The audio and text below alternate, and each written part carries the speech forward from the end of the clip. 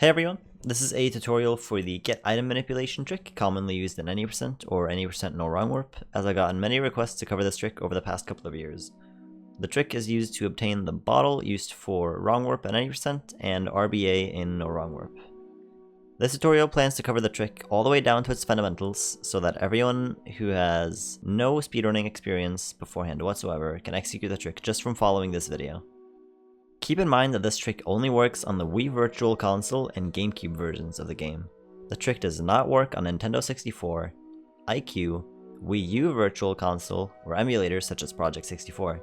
In the description of the video, I'll link a guide to install the Virtual Console version of the game on your Wii, along with a link to the OT Speedrunning community Discord, with a dedicated resources channel and a community that can directly help you with soft modding your Wii and installing the game, and also help you learn the game itself and tricks along the way.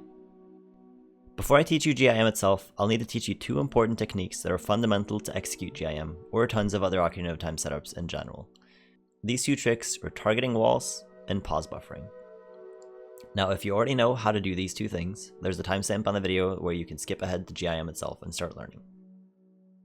This first one may seem silly, but I see many new players fail to understand how targeting walls work, and how Link's angle is locked to different walls when targeting them.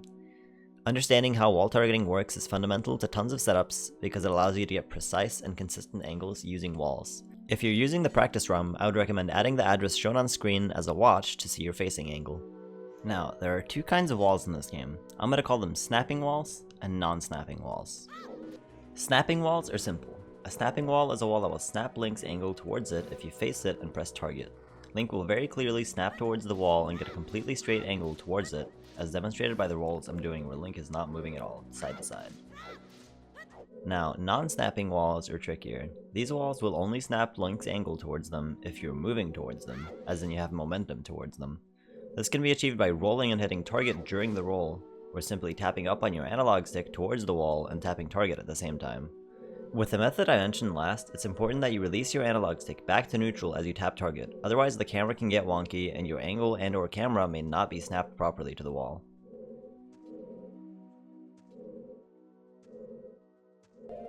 The next fundamental mechanic is pause buffering.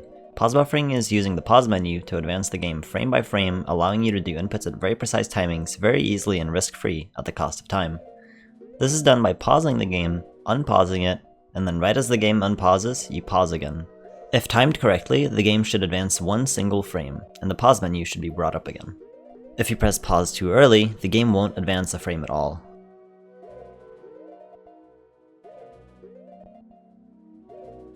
If you press it late, the game will advance more frames than one.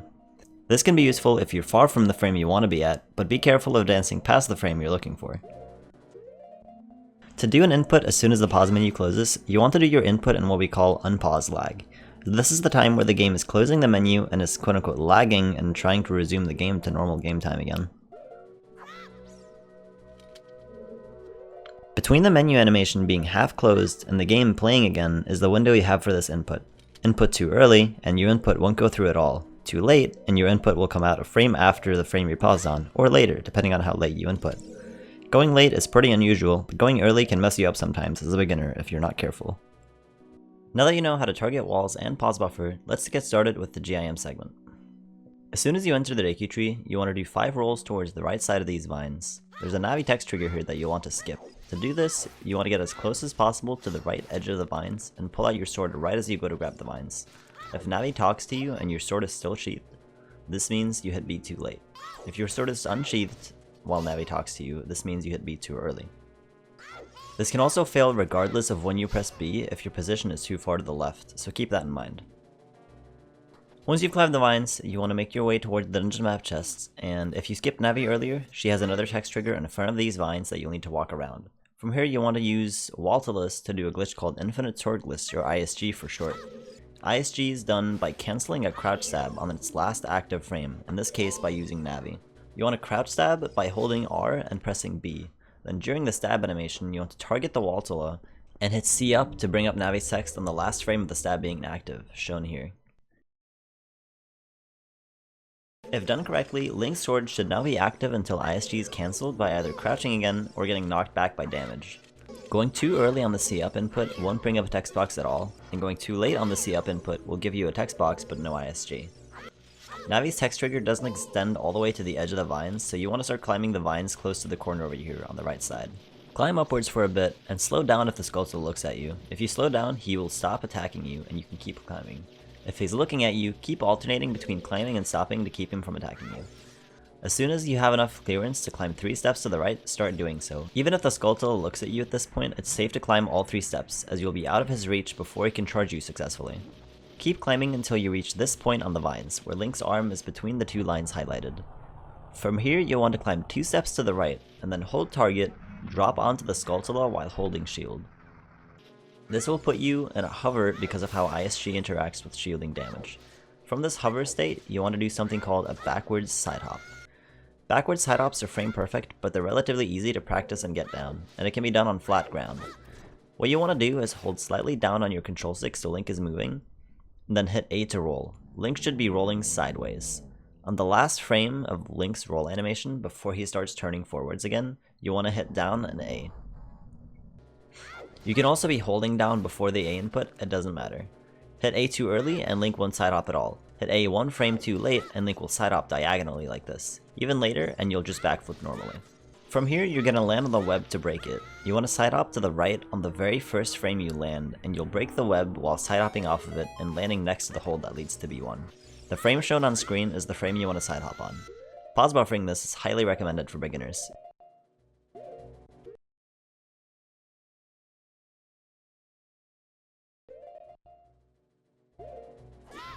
If you side hop too early, you won't side hop at all. If you side hop too late, you'll side hop, but you'll still fall down the hold to B1. From this point, you want to make your way over to this wall, target it, and then side hop into the corner. Release target and do a horizontal slash, and then wait for the slash animation to finish completely before you target again. Waiting after the slash is critical to the setup because if you don't wait long enough, your position will be off and Link will clip back and bounce at a bad angle later on. From here, you want to do 4 side hops to grab the vines. It's important to not take any tiny steps between these side hops, so between each side hop, you should release your control stick back to neutral. You can also hold shield during these side hops to prevent Link from taking a step right as you land. Once you grab the vines, you want to keep holding target while you climb 1 step down and then 1 step to the left. From here, we're going to do a trick called the vine clip. Vine clip is basically dropping onto a damage source and grabbing the vines at the same time as the damage source knocks you back. This will result in you clipping through the vines. This trick is frame perfect. There are 2 ways to do this, targeted and untargeted. They're both essentially the same, except with different visual cues. First off, I'll teach you targeted vine clip, since this is the one that's most consistent to pause buffer. Release target, start holding target again, and then press A to drop from the vines. After you drop, you have to release target at some point before you clip, otherwise you'll clip at a really bad angle. Keep your control stick in neutral position until you pause buffer to this frame, where you can see your B button inside this texture on the vines as part of this sort of triangle formation. From here you want to start holding straight up, and if you're still holding target at this point, you can release it here. You should clip through the wall. Before I proceed, I'll teach you the untargeted vine clip as well. Release target and press A to drop from the vines. Keep your control stick in neutral position until the second frame of the water appearing at the bottom of your screen, or the first frame of the bush in the bottom right appearing. They're both the same frame, just different cues. From here, you hold up until you clip through the wall. Troubleshooting vine clip is pretty simple. If you get knocked off the vines without clipping, you started holding up too late. If you grab the vines without getting damaged, you started holding up too early. If you do the untargeted vine clip method, there's also an oddity that I don't fully understand that causes your camera to pan downwards 1 frame earlier than usual, making you grab the vines too early even though you started holding up on the correct visual cue. This is why I say the targeted method is more consistent to pause buffer. I also should point out that during one of these pause buffers, you should equip Deku Stick if you're running any %, as you'll need it equipped to burn a web after GIM. Once you clip through the vines, you want to release up and tap target before you land in the water. You want to start holding nothing but down on the first frame the camera is out of bounds, shown here. This will be referred to as the perfect turnaround frame, for later. Once Link finishes 2 strokes in the water, release to neutral again. The window to release down is an 8 frame window, so don't think too much about it. If done correctly, Link should be right in the corner of the vines, as shown. You can also get into this position if you start holding down 1 or 2 frames before the first frame the camera goes out of bounds after vine clip, but you will need to tap C up once you reach the corner to stop Link's momentum, or Link will swim too far and you'll pop back and bounce. If you do this, you'll also need to do an adjustment later on in the trick. I'll talk about it when it happens. Once you're in position, tap target to recenter your camera. Now we need to do something called dive cancel. But to do dive cancel, we need the camera to lock, which happens exactly 10 seconds after we clip out of bounds. This is the reason we clip out of bounds at all. The camera will pan slightly upwards when the camera locks, as seen here. Once the camera is locked, you want to do dive cancel by pressing C up and A on the same frame. This will play the diving sound and the C up sound at the same time. If Link dives normally, this means you hit C up too late. If he goes into C up mode without the dive sound playing, this means you hit A too late. From here, you want to get an angle between 3968 and 6832. The middle of these two angles is 5400, so that's the angle you want to aim for to be the most reliable. You can hold left for 4, 5, or 6 frames to get an angle within that range, or you can just flick the angle without C up at all, by going somewhere between up and up left. By flicking the angle without using C up, you can also try to get the angle before the camera locks at all, before you even perform dive cancel. Once you've done dive cancel and have a proper angle, you'll want to notice how Link is bobbing up and down in the water. Sometimes he'll go deeper than others. Once he goes deep, you want to pause buffer when he's going upwards from that bob. Find the first frame where his shield pops out of the water like here, and then hit target, up, and A to attempt to grab the vines while still in this diving state. If Link surfaces from the water very quickly without moving or changing his angle, you tried grabbing the vines too early. If Link looks like he's starting to swim forwards before surfacing without moving, you went too late. Keep in mind that this is only true if performed during a deep bob. If you kept holding target through this, Link's angle will snap back to where it was before you tried grabbing the vines. This means you don't have to readjust your angle to try the trick again. If you mistimed grabbing the vines or had an angle that was too far left, just dive cancel again and retry the vine grab. If your angle was too far right, you'll clip back in bounds if you timed it correctly, and you'll have to climb back up to start the trick from before vine clip again. If Link swims sideways sorta like this, it means you had an angle that was too far left. Shallow bobs can work in specific circumstances, and there are also circumstances where a deep bob will not work. Basically, any cycle that is followed by a deep cycle is a working cycle. Deep cycles are very often followed by another deep cycle, which is why it's usually safer to go on deep cycles if you're not sure. However, there are a few patterns to look out for. The most notable common pattern is if you get one shallow, then one deep, most likely the next one will be shallow bob followed by multiple deep bobs. This means the first deep bob in the pattern will not work because it's followed by a short bob. However, this also means the short bob that happens after that non-working deep bob will work because that bob is followed by a deep bob. However, there is another common pattern that goes shallow, deep, then multiple shallow bobs. These two patterns look the exact same until the second deep bob, making the second deep bob not consistent to go for, because if you get the pattern that has shallow bobs after it, it will not work. To make both of these patterns consistent, always go on the shallow bob between the two deep bobs. Remember that if you go on a shallow bob, you need to delay your vine grab by one frame, by going on the second frame of the shield being out of the water instead of the first, as shown here. Once you've grabbed the vines, you need to adjust your climbing here, depending on whether you got the perfect turnaround frame or not earlier. If you did, you can just climb up twice and then to the right until you land on the ledge. Hold shield to prevent Link from moving once you land. If you didn't get the perfect turnaround frame earlier, you want to climb up once after you grab the vines, and then climb 6 times to the right to climb into the wall once before you climb up, and then climb to the right to drop onto the ledge. If you don't do this adjustment climb into the wall when you didn't get the perfect turnaround frame, Link will miss the ledge and just drop into the water. Kill the Deku Baba with either a jump slash or 2 slashes while its body isn't extended to make him drop Deku Nuts, and pick them up. Since the game considers Link to be underwater from dive cancel earlier, the game will wait until the next time Link surfaces from water until it plays the get item animation. Make sure you don't stand still when picking up the nuts, because if you do, the game will soft lock and you'll be completely frozen in place. You also can't get knocked back by damage before picking up the nuts, because that'll put you out of the diving state and you'll just pick up the nuts like normal, which is not what we want. Once you've delayed picking up the Deku Nuts, you want to jump to the vines here and climb up the vines all the way to the map chests. If you skipped Navi's text trigger here successfully earlier, you'll have to do it again now. Using a Deku stick to skip Navi's text is a lot more lenient than using the sword, so this time you want to use the Deku stick, just for the sake of ease of execution. Once you've made your way up to the map chests, make sure you stand in front of the map chests so your A button says open, because that's the point that manipulates the value of the item you have delayed. A link to an explanation video on why or how GIM works is in the description. From here you want to jump down to B1 again and land in the water to have Link surface from water like the game is expecting, to receive your manipulated item, in this case a blue potion. If you get Deku nuts here, you didn't touch the chest properly.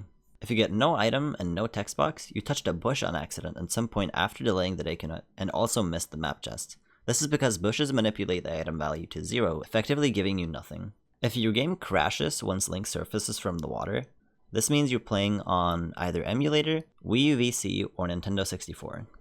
This crash is why the versions mentioned earlier in the video will not work for this trick. Now the trick is essentially taught, but I want to cover some extra optimizations you can do if you're somewhat experienced or you just want to go hard to save some time. The first faster strat I'll teach is called Bob 3. Bob 3 is used in my 1709 record. What you want to do is flick the angle you need before the camera locks, and then start counting how many times Link starts going downwards in the water after the camera locks. During the third time he goes downwards, you want to dive cancel on this frame, the first frame where his shield is submerged. This will give you an immediate working deep bob.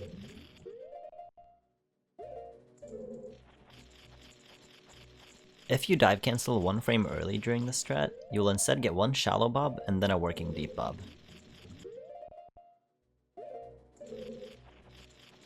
If you dive cancel one frame late, you'll get one shallow bob and then a non-working deep bob, a working shallow bob, and then a working deep bob. If you do this strat unbuffered, it can be hard to react fast enough to adjust your timing for the vine grab in the beginning. Practice it a lot to get it down. There is an even faster way to do this, called Bob 0. However, this requires counting the bobs from when you arrive in the corner, to accurately predict when the camera is going to lock. You want to count 8 bobs from when Link is settled in the corner, and then on his way up from the 8th bob, on either the first, second, or third frame of his shield being out of the water, you want to dive cancel. Doing this strat shifts the timing for the vine grab one frame back, because you'll get a shallow bob. So you want to grab the vines on the second frame of the shield being out of the water.